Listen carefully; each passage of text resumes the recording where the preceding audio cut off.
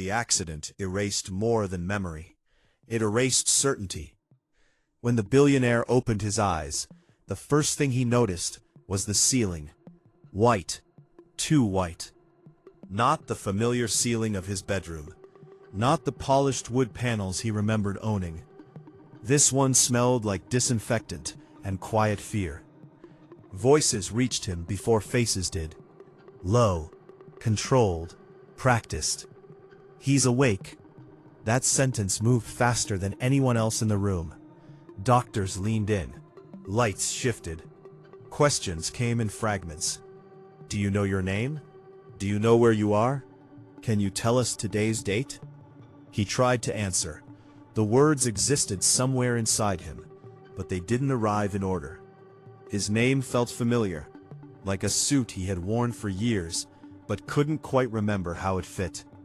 He gave fragments, enough to worry them. Him.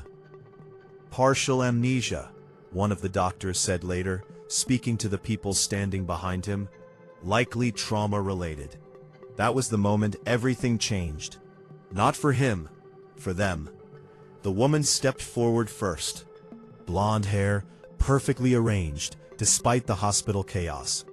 Green eyes, filled with concern on cue. She held his hand tightly, as if anchoring him to reality. I'm your wife, she said gently. You've been through so much. Wife, the word landed without resistance, but it didn't settle.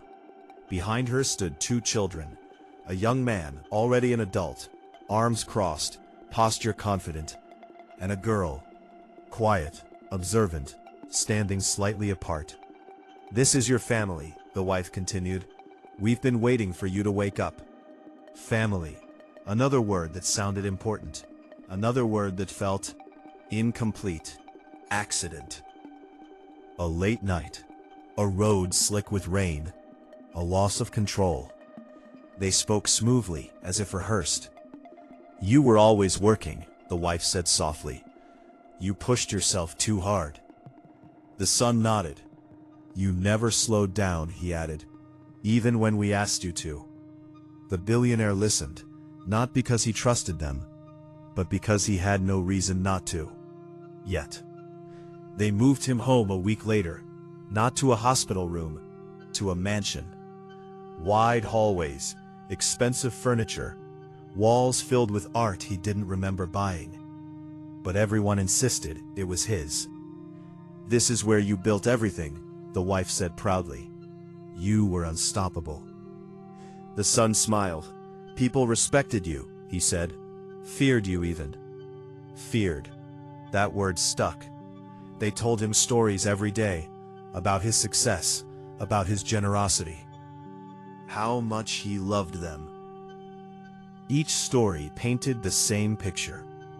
A man who gave, a man who trusted, a man who relied on them. They controlled what he saw, what he read, who visited. Doctor's orders, the wife explained. You need peace. And he accepted that, for now. But memory loss doesn't erase instinct. And something inside him didn't align. Sometimes the wife spoke about him in the past tense, then corrected herself too late. Sometimes the son explained business decisions with confidence, but avoided details.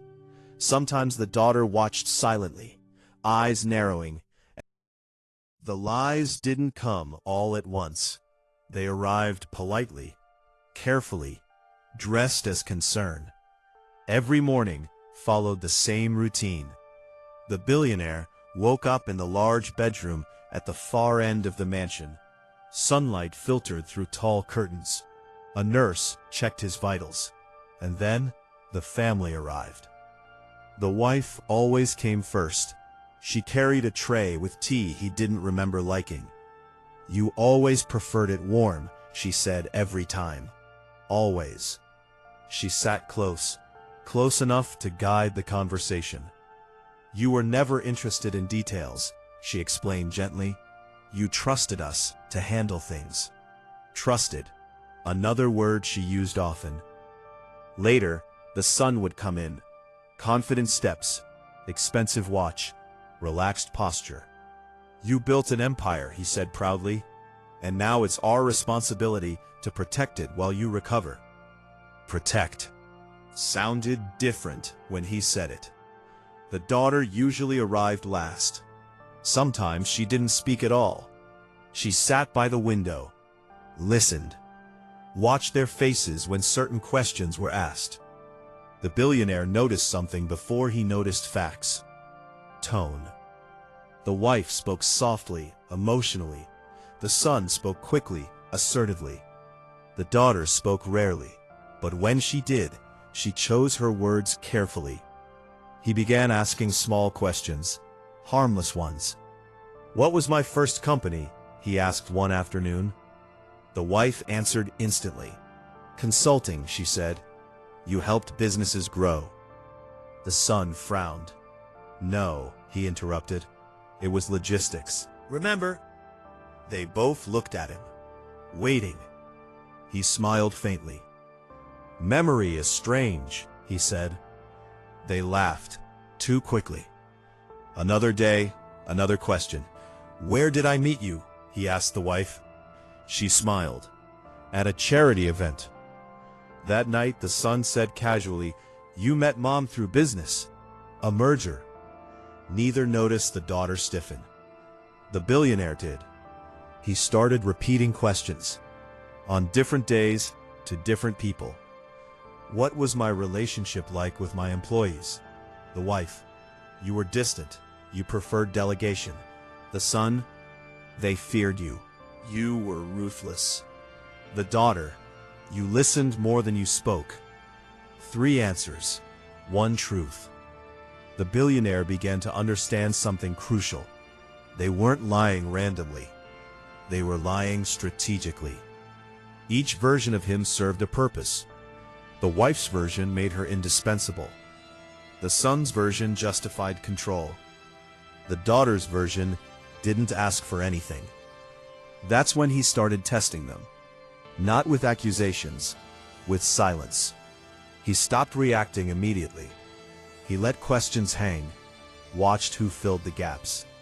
The wife rushed to reassuring. The son rushed to dominate. The daughter waited. At night, alone again, fragments began to surface. Not memories, instincts.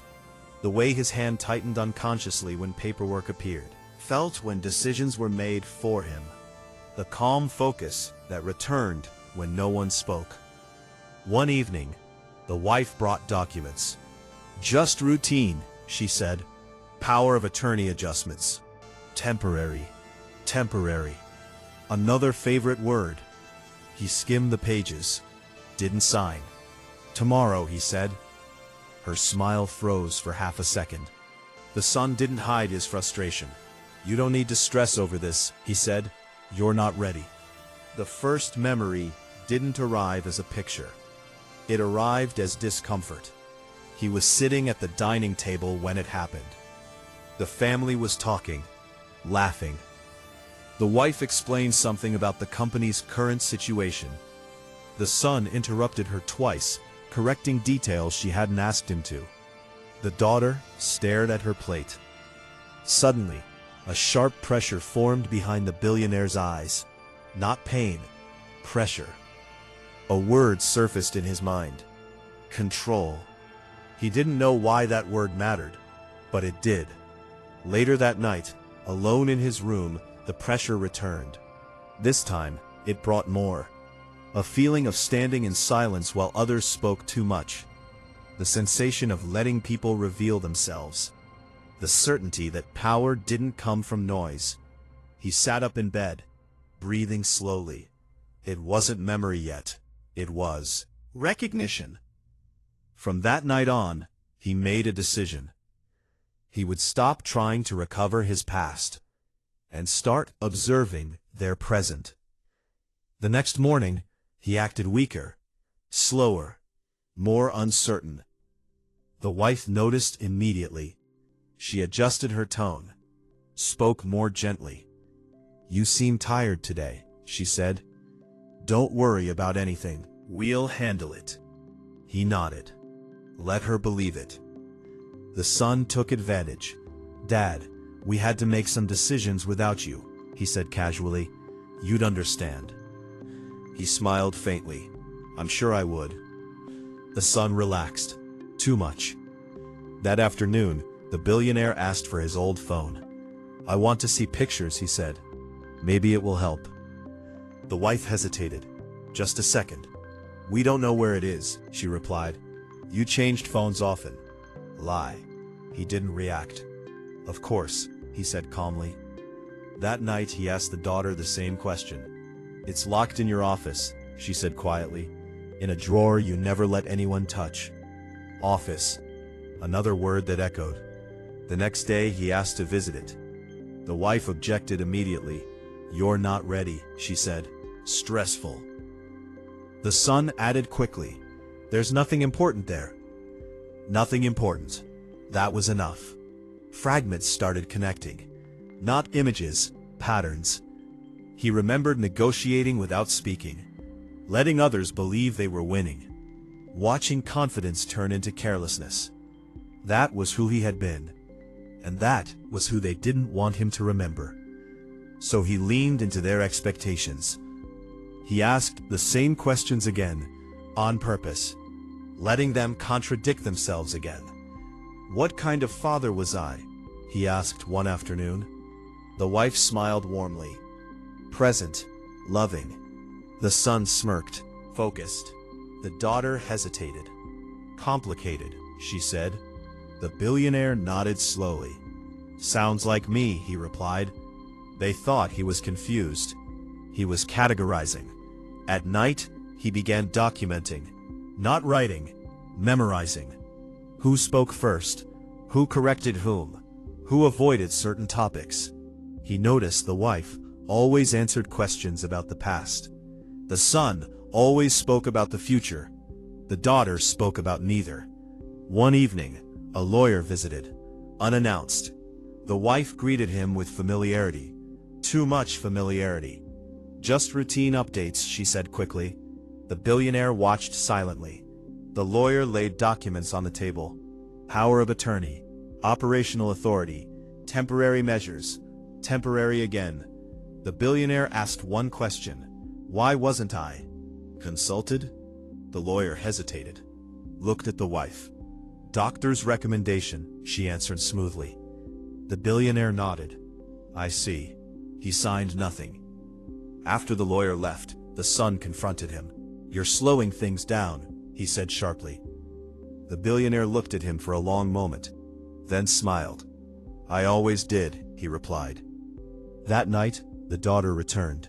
She closed the door carefully. The moment arrived quietly, as everything important in his life always had.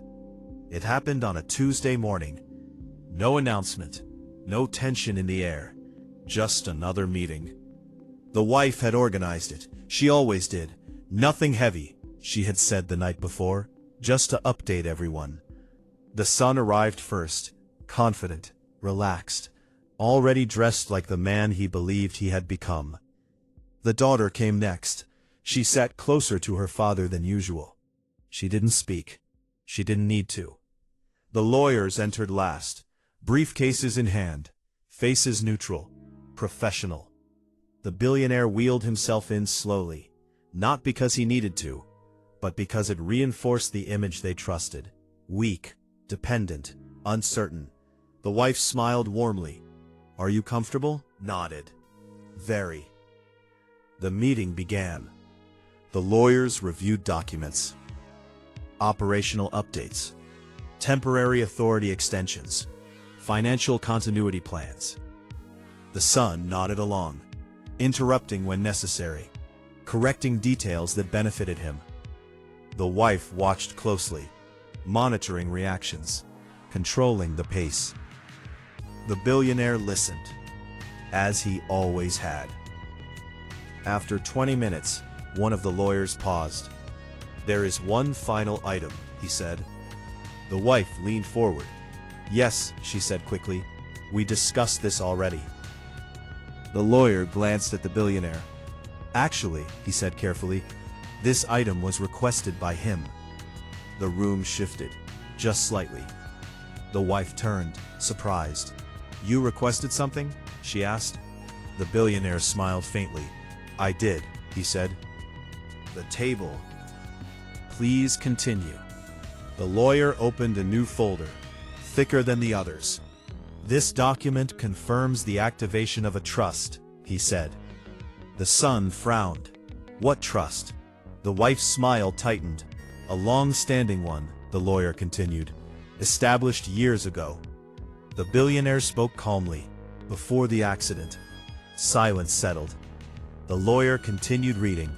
Upon confirmation of cognitive awareness, regardless of memory recovery, control of all assets, companies, and voting power transfers immediately to the trust. The wife stood. That's not possible, she said sharply. He wasn't capable. The billionaire raised a hand. She stopped. I anticipated confusion, he said evenly, so I prepared documentation. The lawyer slid forward additional papers, medical assessments, witness statements, recorded evaluations. The son's voice cracked. You don't remember signing any of this, he said. The billionaire looked at him. No, he replied calmly, but I remember why I would. The lawyer continued. The trust is managed independently, he said. None of the family members listed here retain authority. The wife's face drained of color. What about us, she demanded, after everything? The billionaire leaned back, studied her. You rewrote my past, he said softly, so I protected my future. The daughter lowered her head. She already knew. The son slammed his hand on the table. You used us, he shouted. The billionaire didn't flinch. No, he replied. I listened to you. Security entered the room, quietly, professionally, not for drama, procedure. The lawyers stood. The meeting ended. The wife followed him into the hallway, her composure gone. You can't erase us, she whispered. We're your family. He stopped. Turned slowly. Family, he said, doesn't speak freely when it believes someone can't hear. He walked away. Weeks passed. The son lost his position. Not dramatically, legally. The wife retained her lifestyle, but not her influence. The daughter moved out, quietly, protected by terms only she knew existed. And the billionaire? He recovered, not fully, but enough. He returned to his office, the real one, the one no one had entered. He opened the drawer. His old phone sat exactly where it always had. He didn't turn it on.